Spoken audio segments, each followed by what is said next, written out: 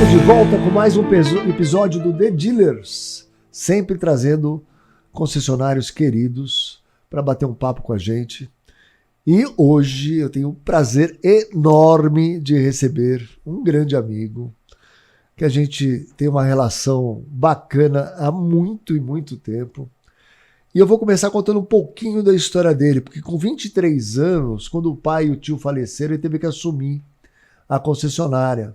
Então, ele foi trabalhando na concessionária desde 23 anos e hoje, 49 anos depois, ele já passou por várias marcas, né? Volkswagen, Mercedes, Peugeot, Citroën, Jeep. Se eu esquecer alguma, depois ele vai me corrigir. E foi presidente 4 vezes de associação de marca, de mais de uma marca. Isso é muito legal.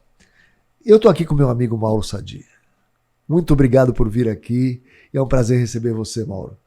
Mauro, você escreveu aqui uma história linda e maravilhosa. Você quer que eu dou para você ler? Ou você já sabe de cor? Mas me conta um pouco dessa história. Assim, que você, com 23 anos, você fazia o que antes? Só estudava? Então, em primeiro lugar, Caporal, Fabi, muito obrigado pelo convite. É uma honra muito grande estar aqui. Revê-lo também é uma honra, porque nos conhecemos há muitos anos também.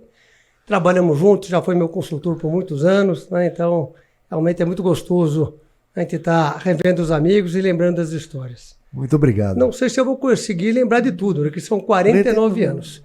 Na verdade, eu não comecei aos 23, comecei aos 17. Aos 23 tive que assumir a empresa em função dos falecimentos, como você disse. Você já trabalhava na empresa? Eu, na verdade, Caporal, eu fui obrigado a trabalhar na empresa. Quando eu tinha 17 anos, o cardiologista do meu pai me chama para dizer que não tinha muito mais, a medicina não tinha muito mais para fazer para a saúde do meu pai e que, portanto, eu devia estar começando a pegar as coisas do meu pai. E aí foi a hora que eu fui pedir um emprego para o meu pai. E aí foi meu primeiro grande frustração na vida. Porque ele disse não. Ele disse não. E o não dele tinha toda a razão e era muito justo. Tinha que estudar. Filho, se todo ano você passa de segunda época, que você quer começar a trabalhar, vai primeiro estudar, depois você cuida de trabalhar. Aí eu fiz uma combinação com ele, pai, vamos fazer o seguinte, se a partir do que você me deixar trabalhar, eu não passar de ano sem segunda época, você me manda embora e pronto, fica combinado. Ele topou, e aí foi que começou, então, comecei minha história. E aí, quando eu comecei minha história trabalhando na empresa, eu falei, bom, ô pai, por onde eu começo? Aí ele me chama o gerente de peças, que eu não entendi nada. Chamo o Celso Sismoto, que eu nunca mais vou esquecer, foi meu primeiro chefe, né? Celso, o menino quer começar a trabalhar, tal, e eu quero que ele comece com peças. Eu quero que você ensine tudo para ele. Não se preocupa, seu Vadir, deixa comigo, vai ser comigo mesmo que ele vai aprender, então, por favor, dê um jaleco para ele, que eu quero que ele comece estocando peça. O Celso deu uma engasgada, falou, não, mas como assim? Você não quer que ele fique do meu lado, vai visitar cliente? Não. Estocando peça. Primeiro estocando peça. A hora que ele souber estocar peça, aí nós vamos voltar. E era de caminhão? E era de caminhão. Era a concessionária Mercedes-Benz de caminhões, a tradicional Itatiaia de caminhões, fundada em 1957, mais precisamente no dia 3 de março de 1957, e eu nasci 66 dias depois. Então, eu nasci literalmente na graxa. Diga de passagem, o meu primeiro carrinho de rolemã foi feito lá dentro da Itatiaia. Naquela época tinha torno. Então, os que estão me ouvindo aqui com certeza não sabem nem o que é isso. Que é torno, né? Que é torno, mas eu fiz junto com o torno. Lá aprendi a andar de bicicleta, enfim. Então, tudo na concessionária? Tudo na concessionária. Então, eu nasci realmente ali na graxa como concessionário. E aí você começou a decorar as peças, os códigos das peças todo dia? Não, é que meu pai fez um acordo com o Celso e comigo. Me combinou, Celso, daqui 30 dias eu vou chamar, ele me chamava de menino, vou chamar o menino aqui, junto com você. Eu vou dar 10 peças para ele. Se ele não souber o número das 10 peças e não souber estocar, eu não vou mandar ele embora. Eu vou mandar você embora. Você tomou um som, por que vai mandar ele embora? Porque eu quero os líderes que saibam ensinar os seus subordinados. Olha que legal. Essa hora que eu quero saber se você é um bom líder ou não. O Celso saiu desconcertado, não deve ter dormido aquela noite. Mas depois de 30 dias, nós fomos chamados na sala do meu pai outra vez. E para minha sorte, eu acertei 9 peças. E na hora de pôr nos caninhos, eu acertei 8 peças. Olha só, você lembra isso até hoje. Não dá para esquecer, porque realmente foi a maior prova que eu tive na minha vida. Nenhuma vez, nem no colégio, nem na faculdade, eu tinha tido uma prova que eu tinha ficado tão nervoso, sem dormir. E essa não tinha segunda época. E obviamente não podia ter segunda época. Bom, eu lembro que no dia seguinte eu voltei a trabalhar todo orgulhoso, procurei o Celso para agradecer o Celso, que aquele dia nem deu para agradecer, o Celso não foi trabalhar. E aí tu não pergunta qual é o Celso, obviamente estou falando isso há quase 50 anos atrás, né? Não tinha telefone, não tinha celular, quer dizer, não tinha celular, o Celso aparece no dia seguinte. Celso, o que aconteceu? Eu enchi a cara, passei tão mal, dormi a noite no hospital, só vim trabalhar o dia depois, que o Celso foi festejar que eu não tinha sido desempregado, Olha porque tinha sido um bom professor. Né? Que bacana isso. E você sabe que nessa época, né, o pessoal era valorizado pelo saber o código da peça de cor. Você chegava na concessionária Volkswagen e falava assim, paralama direito da Variant 73. O cara falava assim, né, cantava o código todinho. Você tinha um microfilme, não tinha um microfilme que ficava olhando lá as peças, tudo que não tinha catálogo eletrônico. Não. E aí você olhava ali e a pessoa sabia tudo de cor.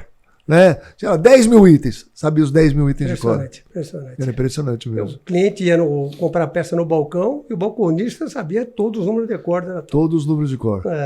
Muito interessante. E depois? E aí, então, depois, o gerente de oficina nosso, naquela época não era gerente de pós-vendas, era bem separado, o gerente de peça e o gerente de oficina. O gerente de oficina nosso, o seu Loma, também que eu não vou esquecer, o Loma alemão que fumava, que nem um maluco e tal, morre. E eu vou pedir para o meu tio, aí eu passei a me reportar para o meu tio era o comercial, então o departamento de peças, eu fui crescendo no departamento de peças, até virar assistente do Celso de verdade, visitar cliente, vender peças, tirava pedido de peças, você ia no cliente, no empresário de caminhão, empresário de ônibus, você tirava o pedido de peça ali na hora, começava a fazer, tirava o pedido de peça. Depois disso, então, aí, quando morre o Loma, eu fui pedir para o meu tio para mim, se eu pudesse ser gerente de oficina. Meu tio olhou bem para mim, eu devia ter meus 20 anos, falou, você não sabe onde é que você está entrando.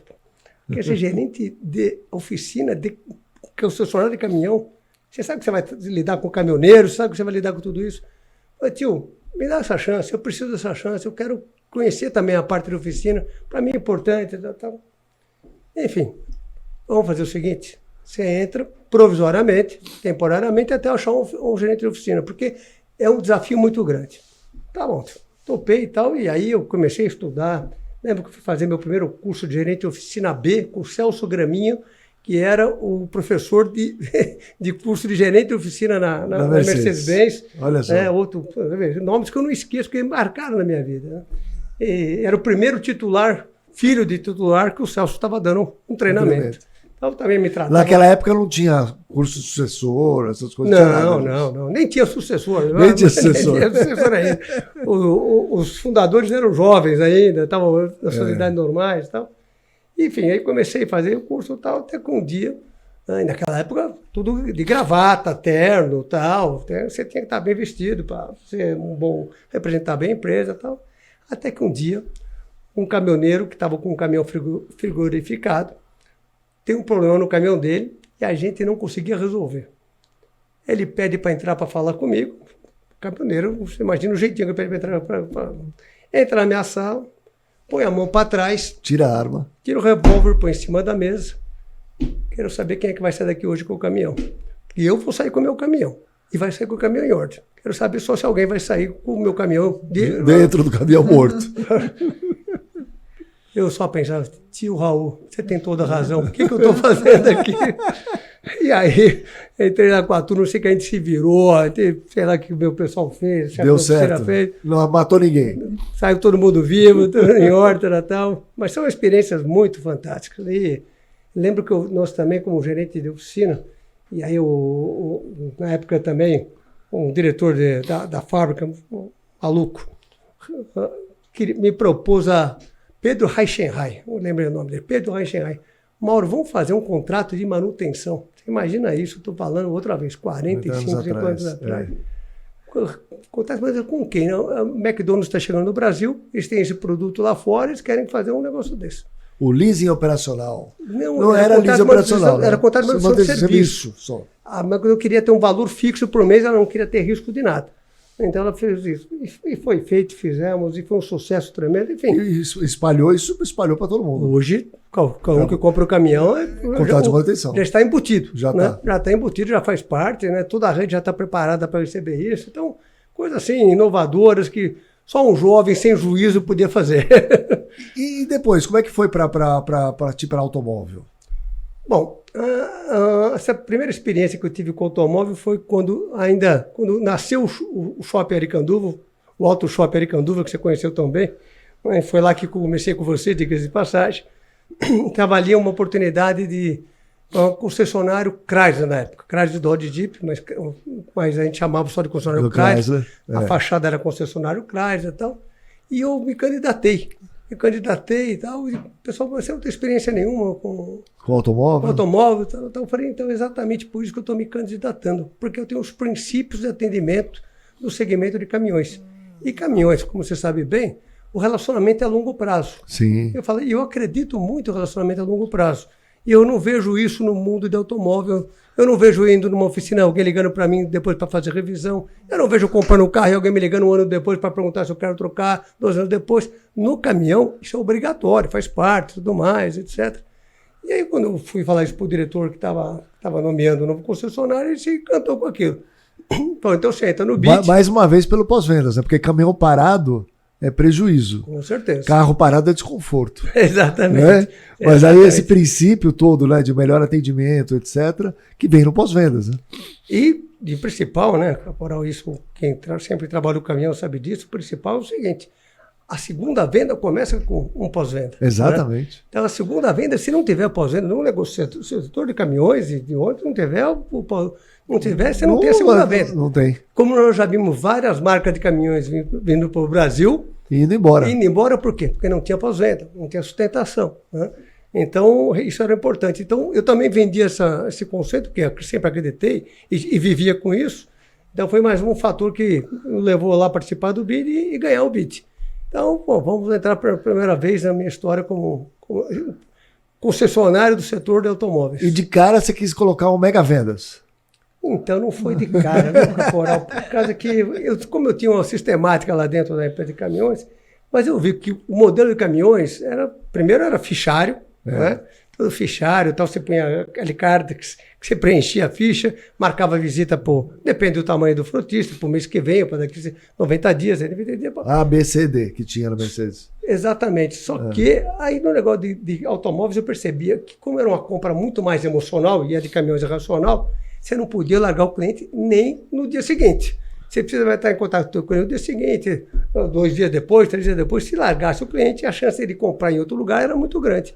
Aí foi que eu fui atrás de quem será que tem um sistema desse? Já tal, descubro no mercado que tem um tal de Mega Vendas, né, um tal de Caporal e Kiko. Falei, deixa eu procurar esses caras para conversar, que talvez eles devam me ajudar nesse sentido. E aí foi o primeiro contato. Primeiro encantamento aqui, o meu amigo aqui. E teve um caso praticar. pitoresco, né? Eu não lembro se era eu ou o Kiko que estava dando treinamento, mas o melhor vendedor dele levantou a mão e falou assim, se for para fazer isso, tô fora. Aí a gente se olhou pro Mauro, falou assim, não sei, vai embora, vai fazer o quê? No próximo lugar que a gente foi, ele estava trabalhando. Aí a gente foi apresentar, ele falou, pessoal, presta atenção que esse negócio é bom. Fiquem ligados. E foi a melhor coisa que aconteceu, no primeiro treinamento acontecer isso, porque todos os outros vendedores que entravam já sabiam. Era para fazer. Contra, porque você não vai ficar. Aqui você vai ser mandado embora, não trabalhe contra. Foi realmente foi um trabalho super diferenciado, super reconhecido até pela Chrysler. A Chrysler queria conhecer também o sistema, o que a gente fazia, o que não fazia. Porque nem eles nos Estados Unidos tinham alguma coisa tão moderna, tão atualizada, com a ferramenta prática da gente fazer isso. E isso foi. E até hoje em dia, para mim, obviamente, o CRM mais atualizado, o software mais atualizado, né, tem os seus forças da vida e outros tantos sistemas. Você foi o precursor de tudo que a gente trouxe para o Brasil, tudo que a gente fez. O BDC foi uma delas. Sem dúvida. Né? Foi precursor. E até da Autovaliar. O Autovaliar, se não fosse você no começo ajudando a gente, ia ser muito mais difícil.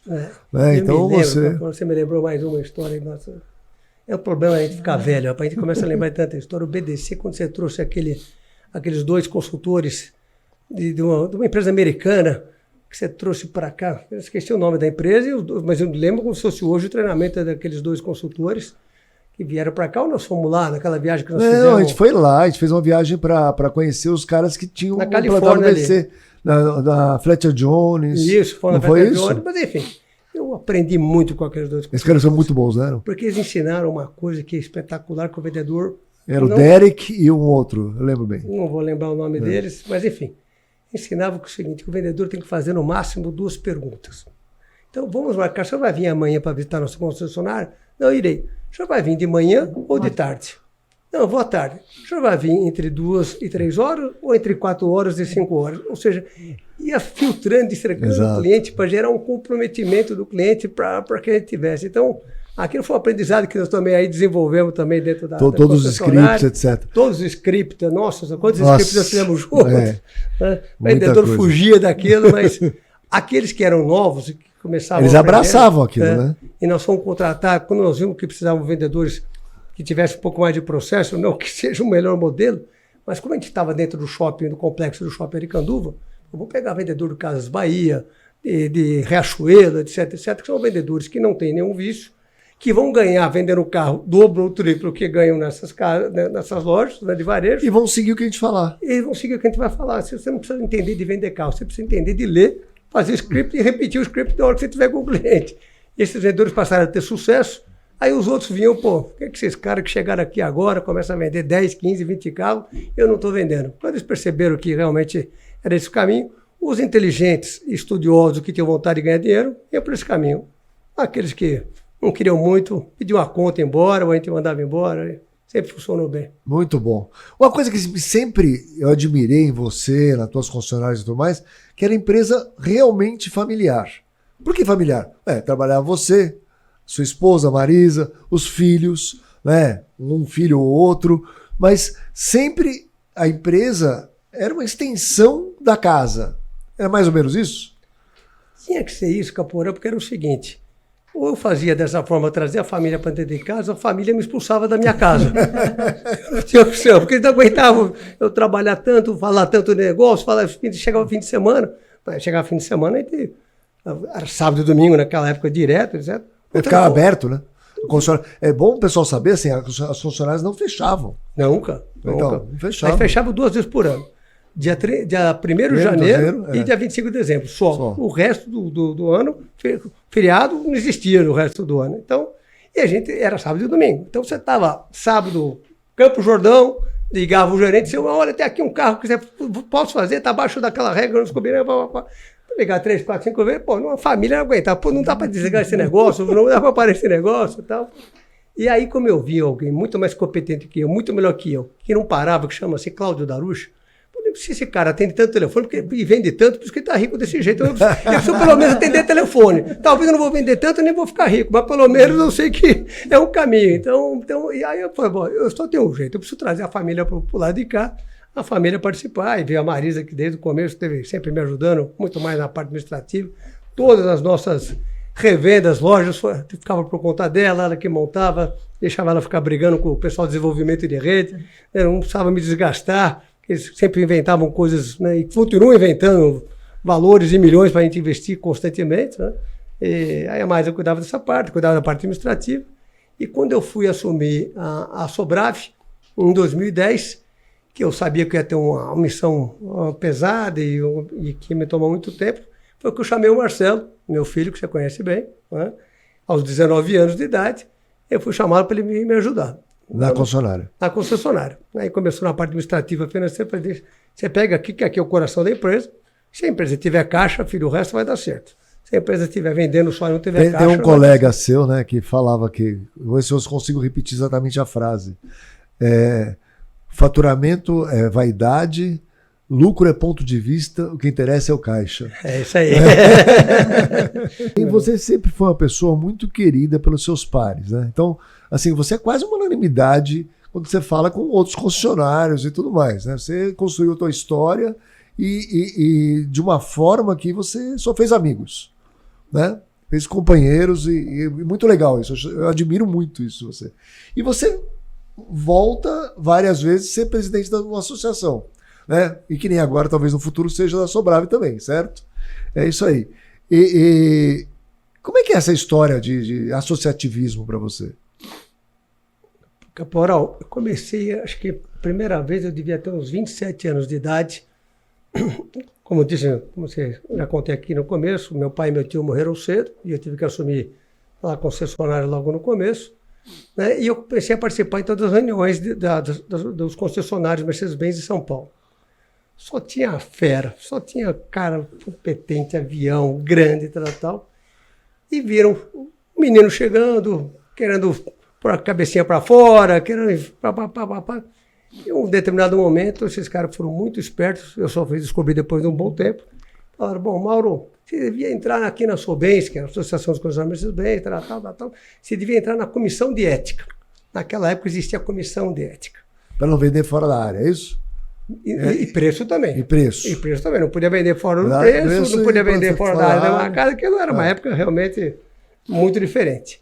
Mas eu descobri depois uns 6, 7 meses, 8 meses, quando começou a chegar os processos da minha empresa, que eu não podia julgar, que tinha aqui um reclamante, reclamador, que eu vi que eles queriam me segurar. Mas aquilo foi realmente um aprendizado, foi uma vivência muito boa.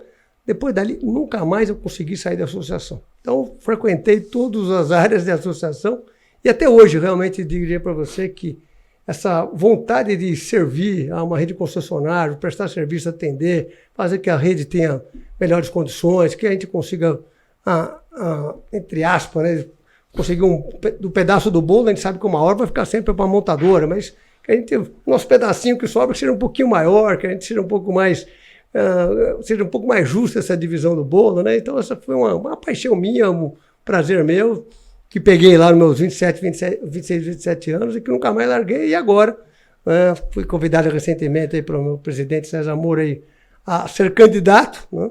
Então, se não tiver nenhum outro candidato que vai aparecer, que se tiver, com certeza vai ganhar de mim. Mas se não tiver nenhum outro, a gente vai novamente assumir a Sobrave aí no biênio 24, 25 e tá, talvez mais do que nunca, mais preparados, mais dispostos, mais tranquilo. Muito mais tranquilo, né? Então, acho que... Nós vamos chegar nessa fase do mais tranquilo, tá? Tá bom. Nós vamos chegar nessa fase do mais tranquilo. Mas você sabe que eu comecei na Mega Dealer dar treinamento para as concessionárias Mercedes por sua causa. É mesmo? Por quê? Porque quando surgiu dar treinamento para a Sobens, todo mundo sabia de Mega Vendas, que estava na Mega Dealer, e de automóvel. Né? Não tinha treinamento para rede Mercedes, caminhões. O caminhão é um bicho diferente. Totalmente. Né? Eu também confesso para você que eu não sabia direito. Mas eu falei assim, ninguém quer? Não. Então eu vou abraçar essa oportunidade, vou aprender, né? E vou. Então eu nunca me esqueço, porque assim, eu falei, como é que a gente conseguiu isso? Não, o Mauro escolheu a Mega Dealer, etc., junto com o pessoal do Sobens. Então eu falei, opa, tem oportunidade aí para começar. Então, até nisso eu sou muito grato, sabia? Opa! Ter aprendido tudo de caminho, porque quando você dá treinamento, você aprende muito. Muito. Né? Você roda a rede inteira, fica sabendo de todos os casos, o pessoal te devolve, essa troca é muito importante. Sem dúvida. Nossa, acho que eu treinei a rede Mercedes com 5 anos. Uma coisa muito bacana, em todas as áreas. Muito foco em pós-venda, né? Muito foco em pós-vendas, Pós-vendas era um outro problema na Mega Dealer, né? Porque ninguém, a não ser o Kiko, ninguém sabia de pós-vendas. Exato. Eu falei, não, eu já trabalhei em pós-vendas, eu sei. Vou deixar comigo, vou aprender aqui novos conceitos, novas maneiras de fazer a mesma coisa, mas vamos em frente, né? E naquele tempo, eu lembro bem que a gente falava eu não, porque eu comecei lá na área de pós-venda, na venda de peças e serviços, mas era um mal necessário, né?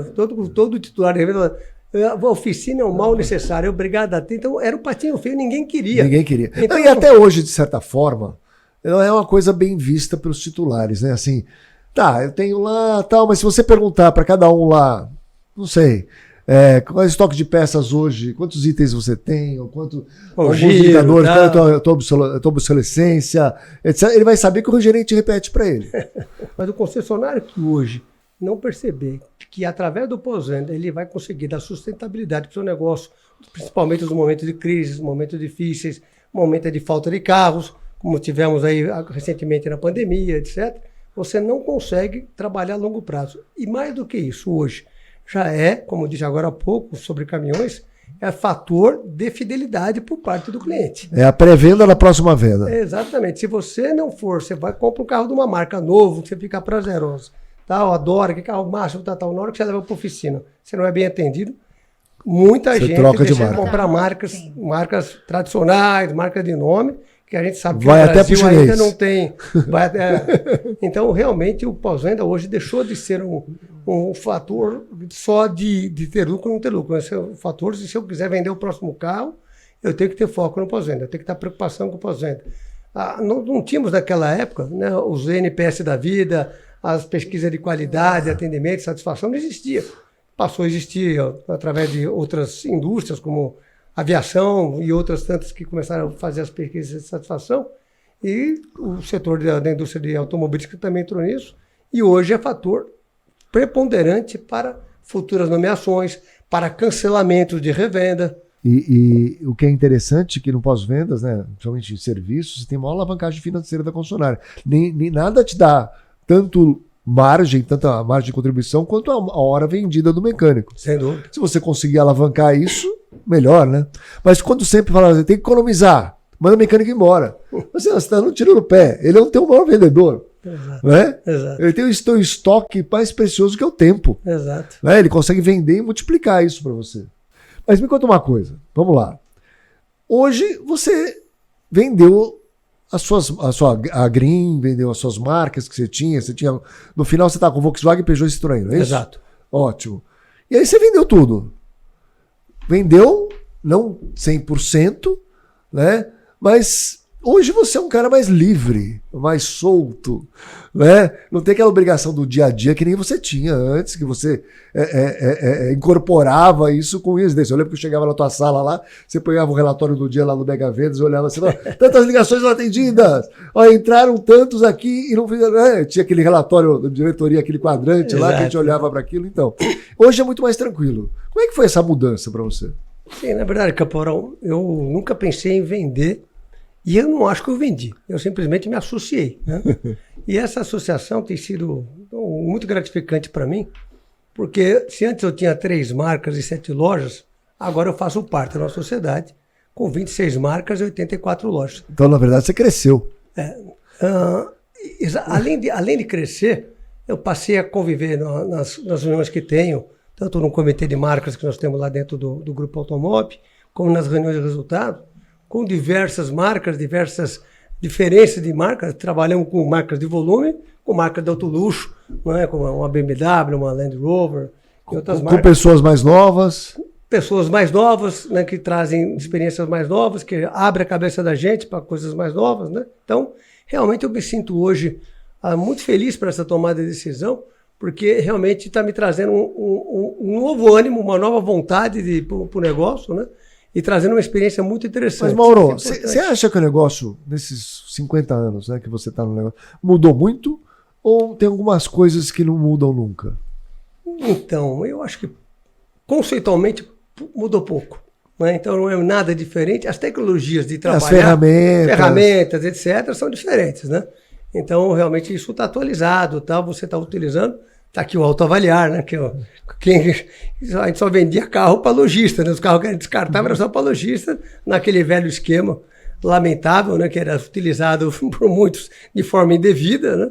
Mas, enfim, e aí está um sistema de sucesso com o autoavaliar aí que mostra que foram criadas ferramentas para a gente poder fazer um negócio se tornar melhor, mais rentável e tudo mais. Então, mas não deixou de ser diferente daquilo que ao longo desses anos todos a gente aprendeu. Então, eu acho que nosso negócio ainda não trouxe coisas muito novas, coisas muito atuais que pudessem mudar o modelo de negócio. Então, e vejo com dificuldade isso, porque é tão tradicional, tanto para a montadora como para a rede de concessionários. Eu não vejo a montadora também inovar, criar. Então isso não é coisa do Brasil, é no mundo inteiro, né? Porque a montadora, a gente não tem montadora brasileira. As montadoras vêm de fora, exato, trazendo o seu jeito de trabalhar, o seu brand retail, né, os seus dogmas, umas mais, outras menos, mas elas não mudam. No mundo inteiro é assim, né? Exato. É uma coisa bem interessante. Né? Ainda vejo hoje as montadoras fazendo atacado.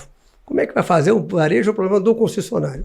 Como se o problema não fosse dela. Né? A transferência do estoque. Transferência do estoque. Como se o estoque uma hora não vai bater no limite do concessionário, vai parar e o atacado não for parar. Então, realmente, a gente vê as pessoas que ficam sentadas nas montadoras, nos seus gabinetes, atrás de uma mesa, sem saber o que o varejo está percebendo. Né?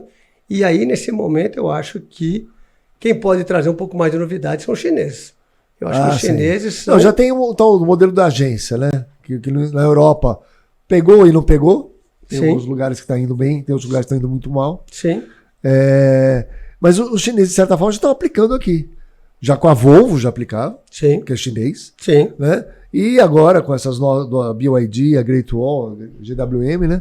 Estão fazendo, de certa forma, não precisa se preocupar com estoque, não vou ficar te empurrando o carro. Você vende aí, eu te entrego, pago comissão, tudo resolvido. Mais ou menos isso? Você acredita nesse modelo? Não. Eu vou dizer para você que esse modelo não é muito duradouro. Ele dura, e a gente viu recentemente com uma marca do Grupo Stellantis, que quando tinha carteira, né, esse modelo funcionava, né, praticamente sem estoque, venda direta, né, foi formando carteira. Quando acabou a carteira, né, aí agora tem que vender carro. E aí totalmente diferente. Então, por que eu não acredito? Primeiro, o concessionário, ele aprendeu e nasceu a trabalhar com estoque, né? E vamos lá, como fui algumas vezes com você, visitar, né, concessionários dos Estados Unidos. Tem 4 mil carros no estoque, por exemplo. É uma loucura. Uma loucura, mas tudo bem, a taxa de juros que eles tinham de zero naquela época, né? Então, tá fácil. Fazia talvez se tornar fácil ter esse tipo de estoque.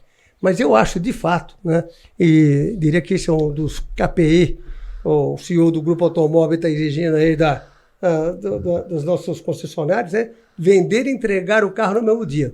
Esse é um dos sonhos do Fernando Simões. Que isso nos Estados Unidos é todo dia. Que chama Spot Delivery, né? O cliente entrou na loja, escolheu um carro. Ué, agora tem que esperar, o carro não está aí. Por que tem que esperar? Exatamente. A vantagem é que ele tem a placa embaixo do carro dele, isso. já parafusa do carro dele, põe no outro, ok, tudo bem. Mas essa coisa dá para resolver também no Brasil. Mas enfim, então eu acho que ter o carro, a pronta entrega, a cor que o cliente quer, com os opcionais que ele quer, na hora que ele quer, é um grande facilitador de venda. Sim. A partir da medida que você começa a ter o estoque é da montadora e você tem que esperar algum processo, esperar alguma coisa que ele tem que fazer, eu acho que o cliente não vai ficar feliz. E o concessionário, a partir do momento que não tem a pressão de estoque, também não tem aquele esforço de venda que talvez precisa ser feito, pagar mais um pouco no usado ou não. Né? Então o capital de giro dele vai ficar preso aonde? No usado. Então ele vai começar a focar mais no usado do que o novo. Ou vai ficar no braço imobiliário, né? Vai ficar preso em outro lugar, na fazenda de gado. Exato. E por que funciona no Brasil? Porque, lamentavelmente, nosso sistema tributário, né, privilegia a quem tem faturamento direto. Então todas as montadoras gostariam de levar o máximo da seu line-up para venda direta só para ter economia de imposto e poder vender mais barato. Né? Então, na verdade, talvez eu imagino lá que o CFO das montadoras fala, qual é o markup de venda para o concessionário? Eu quero ter esse mesmo markup aqui na venda direta. Só que aqui tem X mil menos reais de imposto, vamos trabalhar com isso aqui, a gente fica mais competitivo e ganha a mesma coisa, porque só que vai conseguir um preço menor. Então, se não tivéssemos essa vantagem tributária da venda direta, eu acho que nós seríamos Estados Unidos. Estaríamos comprando e vendendo. Você acha que a gente é muito mais Estados Unidos que a Europa? Muito mais. Muito mais Estados Unidos que a Europa. Tanto o empresário brasileiro como comprador, o brasileiro é muito mais emocional, muito mais momentâneo, compra na hora, compra naquele momento, compra na emoção. Né? Porque na Alemanha mesmo, o cara encomenda o carro com ano de antecedência, né? Tem a troca, o vendedor vai na casa do sujeito. A gente não é assim. Não é assim. Não combina assim, não vejo essa mudança a curto prazo. Eu vejo, e pela experiência que a gente tem, quando a gente trabalha com um carro blindado. Você tem um carro blindado no chão, que a gente chama, né? O cliente tomou um susto, ou alguém contou uma história para ele que eu fui assaltado, ele vai na revenda, na hora. Blindado. Puxa, mas eu queria branco, mas só tem esse preto só, então vai ser preto. Entendeu? Então, agora você tem que esperar, 60 dias para blindar. Obrigado, vou ver se tem outro lugar. É isso que acontece. Então você trabalha com o carro pronto a entrega, está disponível, diversos modelos, diversas cores, carro blindado, não blindado, enfim. Eu acho que esse é um grande diferencial. E esse é o perfil do comprador brasileiro. O comprador brasileiro, ele quer tudo imediatista. É imediatista. Vai ser cada vez mais, né?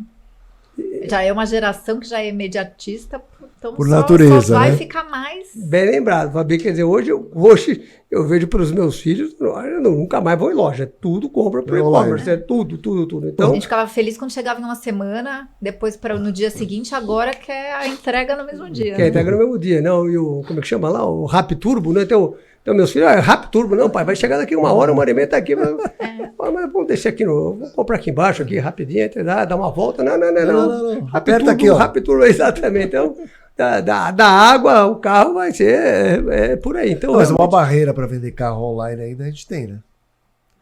Porque se eu for pessoalmente, eu sei que eu consigo tirar um descontinho aí no valor agregado do carro. O descontinho é um descontão. Exatamente. Porque o valor é representativo. Então, exatamente. e aí, na hora de anunciar, eu não tenho isso. Né? E ainda mais, infelizmente, pelo histórico dos nossos vendedores, né?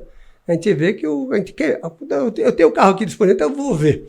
Você tem o carro disponível, é o que você quer. Ele manda um e-mail para você, descreve todo o carro, é o carro que você quer. Mas por que você precisa ir lá ver, né? Porque você fica aquela desconfiançazinha, você tem alguma coisa, né?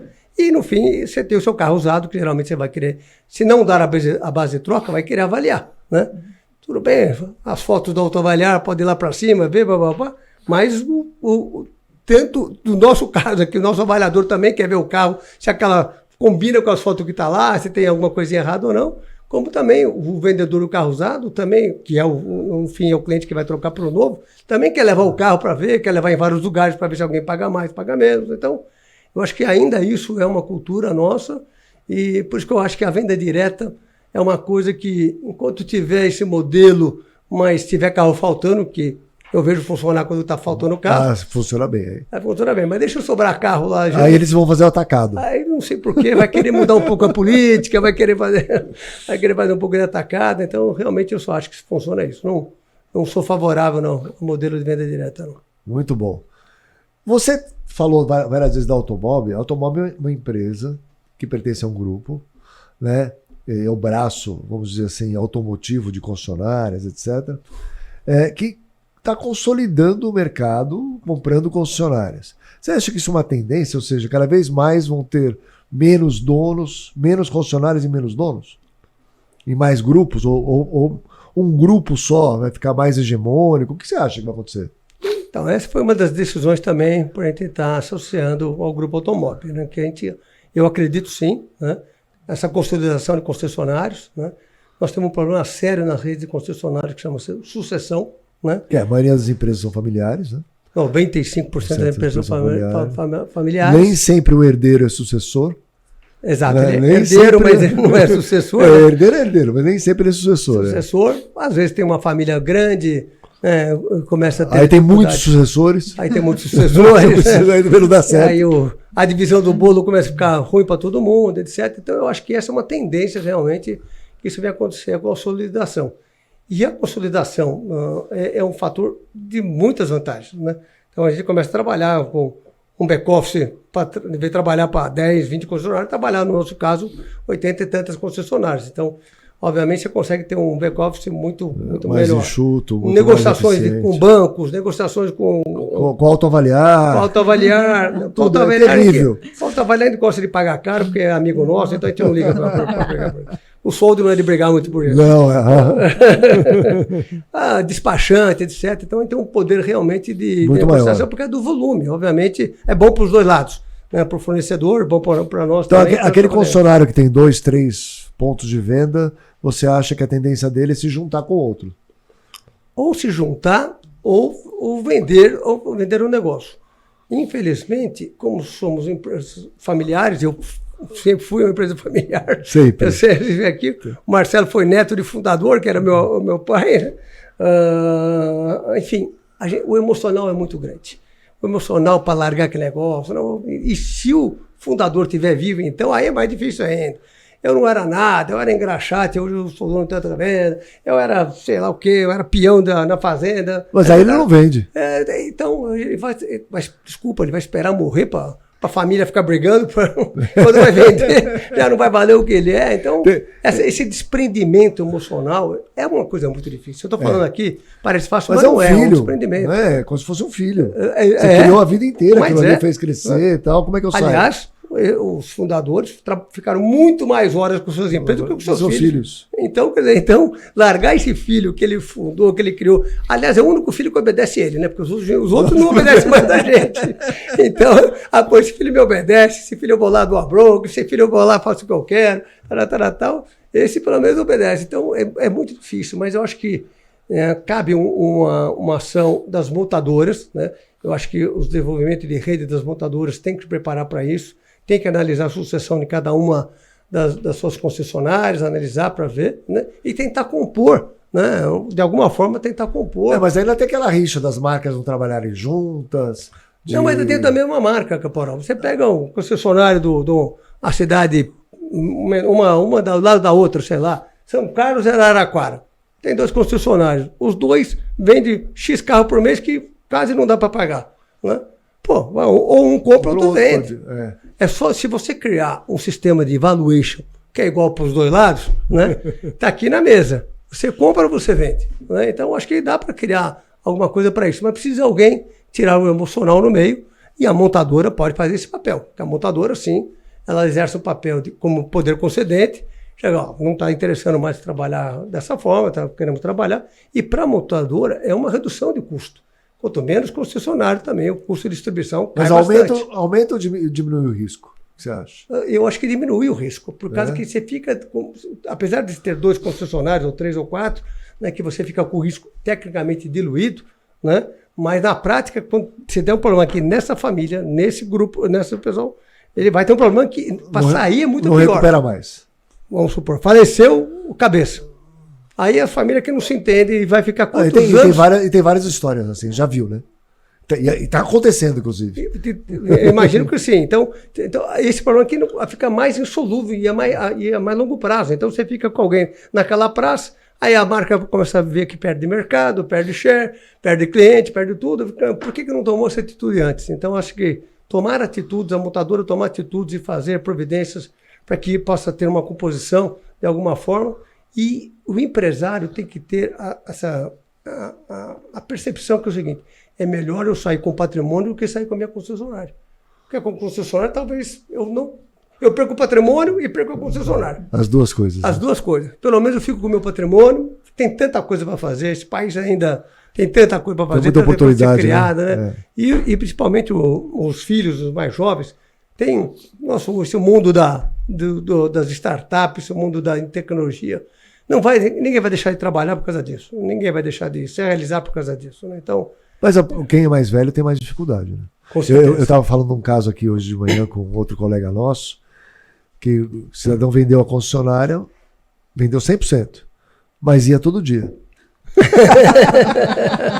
Ficou indo um ano todo dia lá. Não, tão habituado. É difícil largar, né? É difícil. Difícil. Bom, sinceramente, uma pessoa dessa, para ser conselheiro da revenda, por que não, né? É. Conhece a praça, conhece cada tijolinho que está lá. Conhece cada tijolinho, conhece cada coisa, pode ser. Então, mas isso tem que ter essa coragem, né, de tomar atitude. E no momento certo. Né? Ainda nós estamos no momento favorável, não estamos no momento bom. Né? Então, melhor tomar essa decisão quando o momento ainda está bom, a empresa está saudável, do que esperar as coisas piorarem, as coisas dificultarem e não ter comprador, só ter vendedor, né? Aí muitos vendedores, pouco comprador, nós sabemos qual é a equação. Então é melhor a equação que estão vivendo no momento. Muitos compradores. Hoje temos muitos compradores para poucos vendedores. Exato. Então o preço sobe. Né? Então, isso é bom. Isso é bom. Então, que seja agora. Esperar cair o mercado. Mas eu acho que os grandes grupos, eles vão se consolidando assim, né? Tudo bem que entra newcomers, que nem os chineses, vão abrir pontos novos que não existiam, mas o único jeito de ele crescer também é comprar os outros pontos que já existem, né? Sim. Se eu tenho já um grupo estruturado, eu tenho condições de tocar negócio em vários estados, porque o Brasil é um problema, né? Um país muito grande e tal. Mas se eu tenho condições de tudo isso, naturalmente, para eu crescer, porque não vão ficar me dando open point de qualquer jeito. De jeito nenhum. Né? Então eu vou ter que comprar alguém. Sim. E aí, acho que bater na porta montadora e a montadora mesmo ajudar isso aí, é o papel dela. Né? Porque ela tem que... Tem um negócio que chama desenvolvimento de rede, faz parte do desenvolvimento de rede, né? Exatamente. Então, acho que é um papel importante da montadora e junto com a sua associação de marca, trabalharem junto a 4 mãos, tentar um modelo que possa atrair a vontade de quem não quer vender, querer vender, não por vontade, mas sim por uma questão de composição, né? E de estimular aqueles que ainda são compradores de poder absorver essas revendas, né? E a soma disso ser bom para ambos os lados. Exato. Dá para fazer essa equação, eu acho que é bem possível fazer essa equação. Eu acho que depende um pouco de vontade e, obviamente, o esforço da montadora, né? Eu lembro bem, nós éramos 11 concessionários Mercedes-Benz Caminhões de São Paulo, nos transformamos em 5. Né? Eu, naquela época, pilotando pelo lado da Sobens, meu amigo Jackson Schneider, que era o diretor jurídico. Eu lembro bem, nós fomos para a Alemanha juntos. Isso aí. Holanda. Exatamente. O Jackson, alguns anos atrás, foi presidente da Anfave. Enfim, o Jackson, um cara brilhante, inteligente. E, juntos, nós dois fomos começar a bater na porta de alguns possíveis vendedores. No fim dos 11, viramos 5. Então, foi bom para todo mundo. Hoje são 4. Né? Então, foi bom para todo mundo. Todo mundo saiu bem. Né? Os vendedores e compradores saíram bem. Aí, óbvio que a montadora precisou fazer o esforço dela e pôr um pouco de dinheiro na mesa também. Mas ela percebeu que os 11 iam morrer abraçados juntos. Exato, isso então, é muito pior. Isso é muito pior para ela. Né? Então, ela fez isso e tendo essa inteligência conseguimos chegar a um bom termo aí. Muito bom, muito bom. Nós temos um presente do nosso apoiador, Lareto Cel. Ele é importador direto da Itália. Tem braço lá na Ligúria e na Toscana, e ele escolheu um vinho para entregar para você. Então, aqui a gente graciosamente lhe agradece de uma maneira muito obrigado. modesta. Espero que você aproveite. Com certeza. Eu sei que você é um grande apreciador de vinho. É verdade. Eu também sou. É verdade. E é uma lembrancinha daqui da Autoavaliar também. É isso aí. Opa, muito obrigado. Muito obrigado, Autoavaliar. Obrigado, Caporal, Fabi. Obrigado, foi uma honra estar aqui com vocês aqui. Ainda sai com presente ainda, pô. Isso é muito bom. Isso é um privilégio. Nós que agradecemos você estar aqui, seu tempo, ter vindo aqui, almoçado comigo. Você estava devendo isso faz tempo, né? É verdade. Então, agora fica bom. Para você, eu estou sempre devendo, não sei porquê. Muito bom.